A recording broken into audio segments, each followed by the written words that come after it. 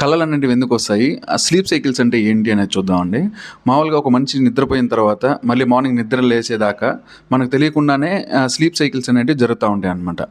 ఇవి అట్లీస్ట్ ఒక్కొక్క sleep cycle 90 నిమిషాల నుంచి 110 నిమిషాలు, అంటే 1.5 గంట నుంచి 2 గంటల దాకా ఒక స్లీప్ సైకిల్ అనేది జరిగేదానికి అవకాశం ఉంటుంది. ఒక్కో సైకిల్లో 2 భాగాలు ఉంటాయన్నమాట. ఫస్ట్ భాగం చూసినట్లయితే నాన్ రెమ్ స్లీప్ అంటాం, non rapid eye movement sleep. అంటే కళ్ళ కదలిక అనేది ఉండదన్నమాట ఈ రకమైన స్లీప్లో. ఇది ఫస్ట్ మనం నిద్రలోకి జారుకుంటాము, తర్వాత బాడీ స్లో అవుతుంది, హార్ట్ రేట్ అనేది తగ్గుతుంది, డీప్ స్లీప్లోకి వెళ్తాము.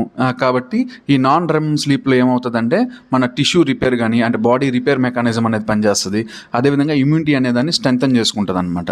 కాబట్టి ఈ ఫస్ట్ భాగం అయిపోయిన తర్వాత రెండో భాగం స్టార్ట్ అవుతుంది. ఆర్ఈఎం స్లీప్ అంటాం, రెమ్ స్లీప్ అంటాం, అంటే ర్యాపిడ్ ఐ మూమెంట్ స్లీప్. అంటే కళ్ళ కదలికలు అనేటివి ఉంటాయి అన్నమాట.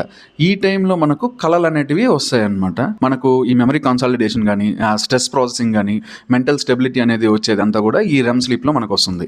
కాబట్టి ఈ విధంగా non REM sleep, REM sleep అనేది పూర్తిగా కలిపి ఒక సైకిల్. ఇలాంటి సైకిల్స్ ఒక సగటు మనిషికి 4 నుంచి 6 సైకిల్స్ అనేవి ఒక రాత్రి లోపల జరుగుతాయి అన్నమాట. అంటే ఎవ్రీ 2 అవర్స్కి ఒక సైకిల్ కంప్లీట్ అవుతూ ఉంటుంది, మళ్ళీ కొత్త సైకిల్ అనేది స్టార్ట్ అవుతూ ఉంటుంది. కాబట్టి స్లీప్ సైకిల్స్ అనేటివి ప్రాపర్గా ఉండాలండి. అంటే ప్రాపర్ స్లీప్ అనేది ఉండాలా.